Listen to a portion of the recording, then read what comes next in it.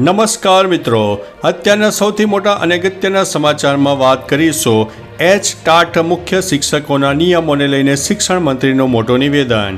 H-TAT મુખ્ય શિક્ષકોના નિયમોને લઈને શિક્ષણ મંત્રીનું મોટું નિવેદન સામે આવ્યું છે. તેમણે કહ્યું કે ગુરુ પૂર્ણિમાના દિવસે એચ-ટાટ ઉમેદવારોને ભેટ અપાશે. તેમાં 21 જુલાઈ ગુરુ પૂર્ણિમાએ નિયમો જાહેર થશે. જે શાળામાં ધોરણ 1 થી 5માં 150થી વધુ અને ધોરણ 6 થી 8માં 100થી વધુ સંખ્યા હોય તેવી શાળામાં 2 એચ-ટાટ મુખ્ય શિક્ષકની જોગવાઈ કરવામાં આવે છે. મિત્રો, અન્ય મહત્વના સમાચારની વાત કરીએ તો જે આવ્યા છે તેમણે જવું પડશે તેવું હાથરસવાળા બાબાએ જણાવ્યું છે.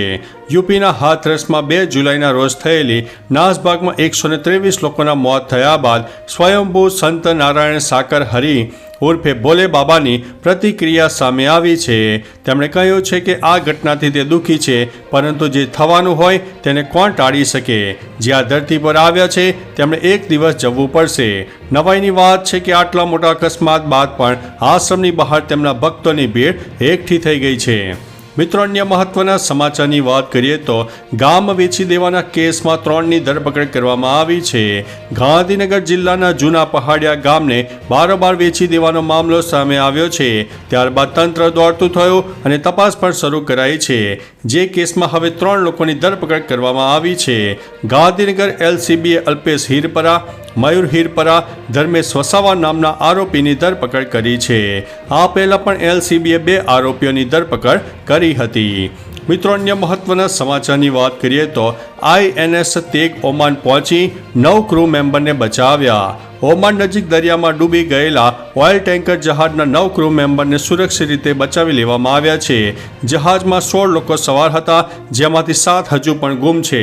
બચાવાયેલા 9 લોકોમાંથી 8 ભારતીય અને 1 શ્રીલંકાના નાગરિક છે. ઉલ્લેખનીય છે કે આ દુર્ઘટનાની માહિતી મળતાની સાથે જ ભારતીય નૌકાદળના યુદ્ધ જહાજ INS તેગને રાહત અને બચાવ કાર્ય માટે મોકલવામાં આવ્યું હતું. મિત્રો, અન્ય મહત્વના સમાચારની વાત કરીએ તો 54 મેડિકલ સ્ટોરના લાયસન્સ કેન્સલ. રાજકોટના 54 મેડિકલ સ્ટોરના લાયસન્સ કેન્સલ કરી દેવામાં આવ્યા છે. ફૂડ એન્ડ ડ્રગ વિભાગ તરફથી થયેલી કાર્યવાહીમાં કેટલીક જગ્યાએ ક્ષતિ અને ગેરરીતિ પકડાતા લાયસન્સ કેન્સલ કરી દેવામાં આવ્યા છે. સૂત્રોના જણાવ્યા મુજબ છેલ્લા 3 મહિના દરમિયાન રાજકોટ શહેરમાં મેડિકલ સ્ટોરને ત્યાં તપાસ દરવામાં હાથ આવી હતી. મિત્રો, અન્ય મહત્વના સમાચારની વાત કરીએ તો શિવાજી મહારાજના વાઘ નખ મુંબઈ પહોંચ્યા છે. છત્રપતિ શિવાજી મહારાજે જે વાઘ નખ વડે અફઝલ ખાનને માર્યો હતો તે વાઘ નખ લંડનથી મુંબઈ પહોંચી ગયા છે. આ વાઘ નખ અત્યાર સુધી લંડનના એક મ્યુઝિયમમાં હતા. મહારાષ્ટ્ર સરકાર અને ભારત સરકારની વર્ષોની મહેનત બાદ શિવાજી મહારાજના આ સંભાળનું ભારત આવ્યું છે. 19 તારીખથી 3 મહિના સુધી આ વાઘ નખ મહારાષ્ટ્રના સતારામાં પ્રદર્શન માટે મુકાશે, જેને લઈને લોકોમાં અલગ ઉત્સાહ જોવા મળી રહ્યો છે.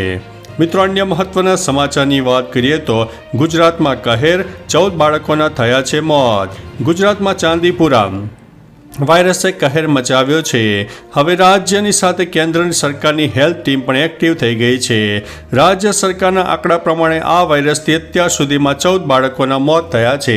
અરવલ્લીના 3, સાબરકાંઠાના 2 અને રાજકોટમાં પણ 2 બાળકોના મોત થયા છે. આ સિવાય અત્યાર સુધીમાં 26 શંકાસ્પદ કેસ સામે આવ્યા છે. ગામડાની સાથે હવે શહેરો પણ આ વાયરસની ઝપેટમાં આવી ગયા છે. મિત્રો, અન્ય મહત્વના સમાચારની વાત કરીએ તો આવા રીલ્સના ચક્કરમાં મળી જાય છે મોત. યુપીના હરદોઈ પાલી પોલીસ સ્ટેશન વિસ્તારનો એક વિડીયો સોશિયલ મીડિયા પર વાયરલ થઈ રહ્યો છે. વિડીયોમાં જોઈ શકાય છે કે નદીમાં પૂરના કારણે એક પુલ નીચે ખાબક્યો હતો, તો તેની એક યુવક પુલની રેલિંગ પર ચડીને રીલ બનાવવા માટે પોતાનો જીવ જોખમમાં મૂકીને ઉછળતી નદીને પાર કરી રહ્યો છે. આ દરમિયાન કેટલાક લોકો તેને ના પાડી રહ્યા છે, પરંતુ તે માની રહ્યો નથી. મિત્રો, અન્ય મહત્વના સમાચારની વાત કરીએ તો ન્યૂઝીલેન્ડમાં દુનિયાની સૌથી દુર્લભ વહેલ મળી આવી છે. ન્યૂઝીલેન્ડના દરિયા કિનારે ઊંડા સમુદ્રમાં જોવા મળતી એક દુર્લભ વેલ તણાઈને આવી છે. સામાન્ય રીતે આ વેલ સરળતાથી નથી દેખાતી, તેમાંય જીતી તો ક્યારેય નહીં. જ્યારે પણ તે દેખાય છે ત્યારે તેનો મૃતદેહ જ મળ્યો છે. આ વેલનું નામ સ્પેડ ટુથેડ વેલ છે. આ 16.4 ફૂટ લાંબી વેલ ન્યૂઝીલેન્ડના સાઉથ ઓટાગો પ્રાંતના દરિયા કિનારે મળી આવી છે. તે કિનારે કેમ આવ્યો તે હજુ સુધી જાણી શકાયું નથી. મિત્રો, અન્ય મહત્વના સમાચારની વાત કરીએ તો કલેક્ટર ઓફિસમાં ખેડૂત આડોટ્યો, વિડીયો થઈ રહ્યો છે વાયરલ. મધ્યપ્રદેશના મંદસૌર જિલ્લાના એક ખેડૂતનો વિડીયો વાયરલ થઈ રહ્યો છે. શંકરલાલ પાટીદાર નામના ખેડૂતની જમીન પર ગુંડાઓએ કબજો કર્યો હતો. જમીન પરત મેળવવા માટે કલેક્ટર કચેરીમાં જાહેર સુનાવણીમાં 25 વખત અરજી કરી હતી, પરંતુ સુનાવણી ન થઈ, જેથી કલેક્ટર કચેરીમાં જમીન પર આડોડતા અરજી લઈને પહોંચ્યો હતો, જેનો વિડીયો વાયરલ થઈ રહ્યો છે અને હવે તપાસના આદેશ અપાયા છે. મિત્રો, અન્ય મહત્વના સમાચારની વાત કરીએ તો ધોતીના કારણે વૃદ્ધને મોલમાં પ્રવેશવાની ના પાડી. બેંગ્લોરના એક મોલમાં સિક્યુરિટી સ્ટાફે ધોતી પહેરેલા એક વૃદ્ધને તેના કપડાના કારણે પ્રવેશ આપવાની ના પાડી હતી. વૃદ્ધે જણાવ્યું કે તેઓ તેના પુત્રને મળવા ઘણા દૂર તેના ગામથી આવ્યા છે. દીકરો તેમને મોલમાં ફિલ્મ જોવા માટે લાવ્યો હતો. આ દરમિયાન સિક્યુરિટીએ અંદર જવાની ના પાડી દીધી હતી. બાદમાં તેમના દીકરા અને તેના મિત્રોએ મીડિયાને બોલાવ્યા, જેના લીધે તેમને મોલમાં એન્ટ્રી મળી હતી. મિત્રો, અન્ય મહત્વના સમાચારની વાત કરીએ તો અમેરિકી રાષ્ટ્રપતિ જો બાઇડનને કોરોના. અમેરિકી રાષ્ટ્રપતિ જો બાઇડનને COVID-19 ટેસ્ટ પોઝિટિવ આવ્યો છે. આ જાણકારી વ્હાઇટ હાઉસ દ્વારા આપવામાં આવી છે. વ્હાઇટ હાઉસે કહ્યું છે કે તેમને કોરોનાના હળવા લક્ષણો છે. હવે તેઓ ડેલવેર પરત ફરશે, જ્યાં બાઇડન ક્વોરન્ટાઇન થશે. વ્હાઇટ હાઉસના પ્રેસ સચિવ કેરિન જીન પિયરે જણાવ્યું હતું કે તેમને રસી આપવામાં આવી છે અને બૂસ્ટર ડોઝ પણ અપાયો છે. મિત્રો, અન્ય મહત્વના સમાચારની વાત કરીએ તો જમ્મુના ડોડામાં આતંકીઓ સાથે ફરી અથડામણ. જમ્મુ કાશ્મીરના ડોડામાં આતંકીઓ સામે ભારતીય સેનાના ઓપરેશનનો ચોથો દિવસ હતો. સુરક્ષા દળોએ સવારે લગભગ 4 વાગે ડોડાના કાસ્તીગઢમાં આતંકવાદીઓને ઘેરી લીધા હતા. ગાઢ જંગલમાં ફરી વખત આતંકવાદીઓ સાથે અથડામણ ચાલી હતી. સુરક્ષા દળો દ્વારા સમગ્ર વિસ્તારને કોર્ડન કરી દેવામાં આવ્યો છે, જેથી આતંકવાદીઓ કોઈ પણ રીતે ભાગી ન શકે. મિત્રો, અન્ય મહત્વના સમાચારની વાત કરીએ તો ITR ફાઇલ કરી દો, નહીંતર થશે 5,000 રૂપિયાનો દંડ. જો તમે હજુ સુધી ITR ફાઇલ કર્યું નથી તો જલ્દી રિટર્ન ફાઇલ કરી દો, કારણ કે 31 જુલાઈ 2024 તેની છેલ્લી તારીખ છે. આ પછી રિટર્ન ફાઇલ કરવા પર 5,000 રૂપિયા સુધીનો દંડ થઈ શકે છે. જેમ છેલ્લી તારીખ નજીક આવી રહી છે, તેમ મોટી સંખ્યામાં લોકો રિટર્ન ફાઇલ કરી રહ્યા છે. આવકવેરા વિભાગના જણાવ્યા અનુસાર હાલમાં દરરોજ 13 લાખ રિટર્ન ફાઇલ થઈ રહ્યા છે. મિત્રો, અન્ય મહત્વના સમાચારની વાત કરીએ તો હવે દારૂની પણ કાયદેસર હોમ ડિલિવરી થશે. લોકડાઉનમાં લોકો અને સરકારને જ્ઞાન લાદ્યું કે અન્ય વસ્તુની જેમ દારૂની પણ હોમ ડિલિવરી થવી જોઈએ. લોકોને દારૂ મળી રહેશે અને સરકારની સારી કમાણી થશે.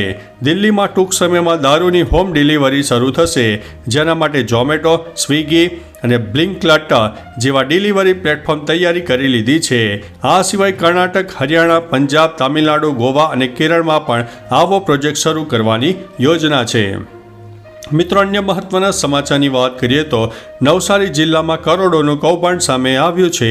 નવસારી જિલ્લાના બિલીમોરામાં અધિકારીઓ દ્વારા 9 કરોડ રૂપિયાનું કૌભાંડ આચર્યું હોવાની વાત સામે આવી છે.